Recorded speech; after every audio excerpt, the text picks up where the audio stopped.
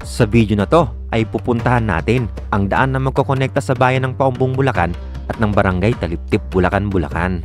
Ito mga par, ang transportasyon sa mga nakatira dito dati, nagbabangka pa sila para makapunta lang sa bayan ng Malolos. Yun yung mga mag-aaral nila, syempre sasakay pa ng bangka para pumasok sa mga kanyang-kanyang paaralan na pinapasukan. So ngayon, hindi na po sila magbabangka dahil meron na silang daan dito. Ang daan na to ang magbibigay ginhawa sa transportasyon sa mga taga-isla. Dahil pag nadaanan sila nitong daan na to, ay hindi na sila magbabangka araw-araw. Pag sakaling nadaanan nito ang mga isla na sakop ng Malolos, ay malaking ginhawa sa mga taga-isla. Kaya tara, samahan nyo ako muli sa aking panibagong nature trip adventure. Let's go!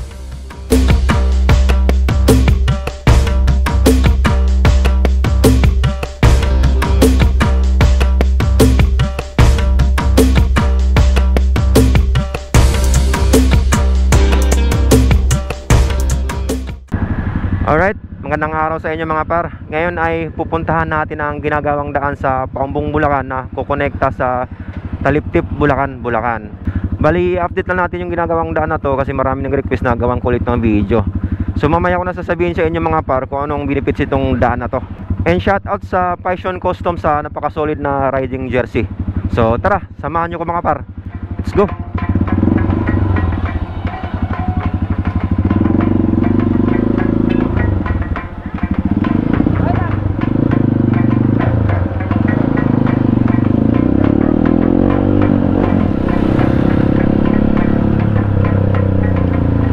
Bali, ilang minuto lang natin to tatakbuhin mga par kasi nandito na rin ako sa Malolos, Bulacan. Mga 10 to 15 minutes lang nandun na tayo sa ginagawang daan na to. Alright. So nandito na ako sa bayan ng Malolos mga par. Ayan, ganyan ang sitwasyon dito. Everyday traffic. And dito na ako dadaan sa looban.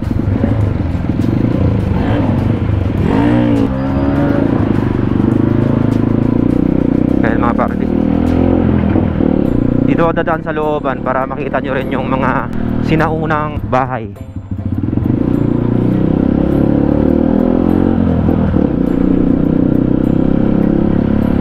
Ayan mga par, oh.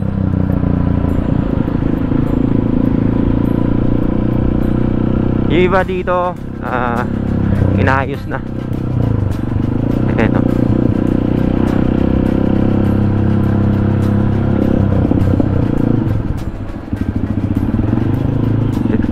Ganda mga par, no? Palacio Real. Alright, dito na tayo sa Paumbong, Bulacan mga par. Ayan, kita nyo naman yung arko. Napakaganda, di ba? Nakilala ang Paumbong, Bulacan sa suka na gawa nila. Malapit na tayo mga par. Pagliko natin dyan, andyan na yung ginagawang daan. Alright, so ito na yung pinaka-intersection mga par. Dahil nanggagaling ako ng Malolos, dito ko lalabas. Pag nanggagaling ka naman ng BSU ng Malolos, dito ko lalabas. Balik ka kaliwa tayo dito mga par.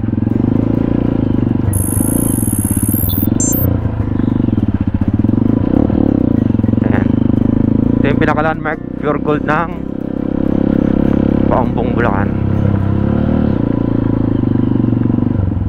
So i-reset natin yung trip natin dito mga par para malaman natin kung ilang kilometro yung nagagawa. Lagay ko sa trip B. Ayan, i-reset ko para malaman natin kung ilang kilometro mula dito sa bungad hanggang sa dulo nitong ginagawang daan na to. Alright, so let's go.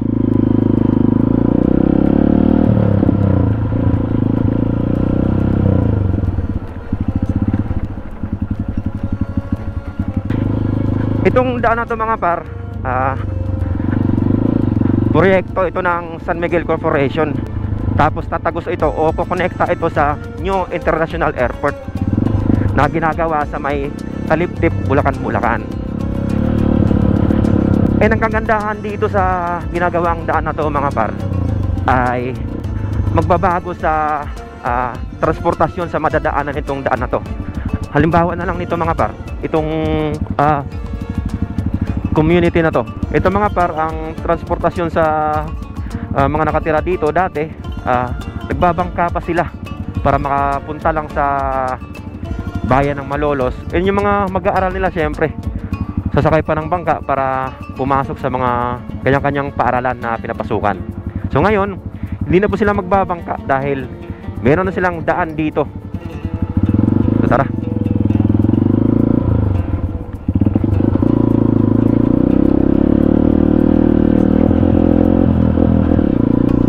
Talagang tinasan pa pala nila tong daan na to. Kasi ayun yung dating gawa nila na mababa lang. Ngayon tinampakan pa para mas tumaas yung daan.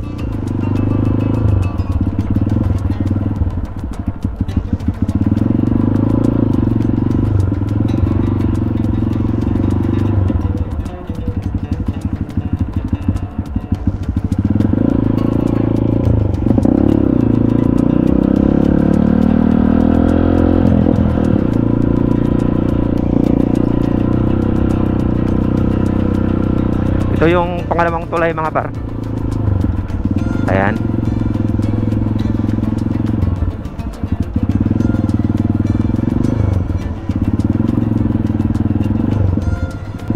Tingnan natin kung ilang kilometro yung nagagawa sa daan na to. Sagad natin sa dulo.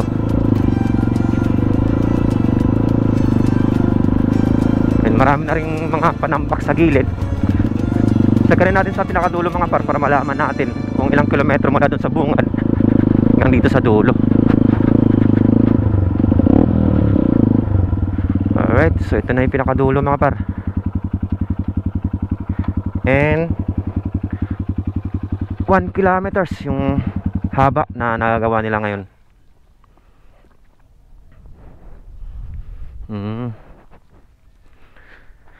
So ngayon ito pa lang yung nagagawa nila. Ito pa lang yung natatambak nila.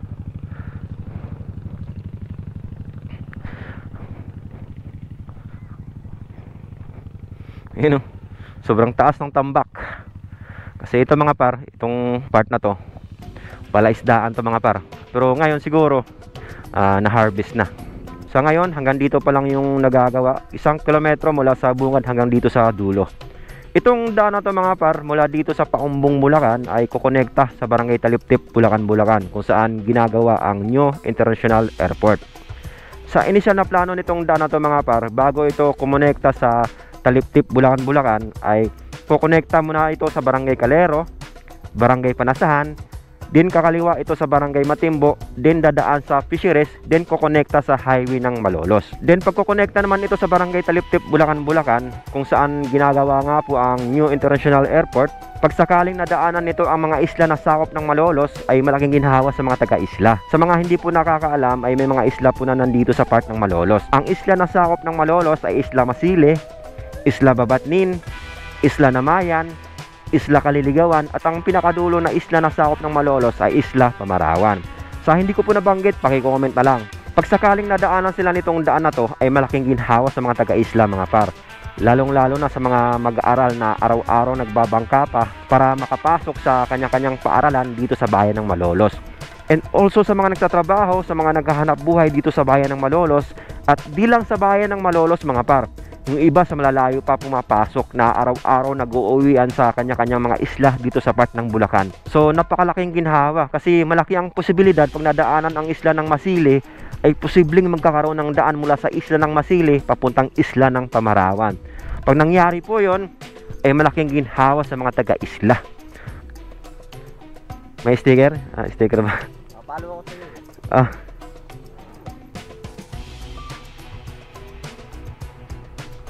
Thank you. Follow ako sa iyo. Sa YouTube mo panoorin yan. Oh, YouTube ko i-upload to eh. Follow ako rin sa ano. Oh.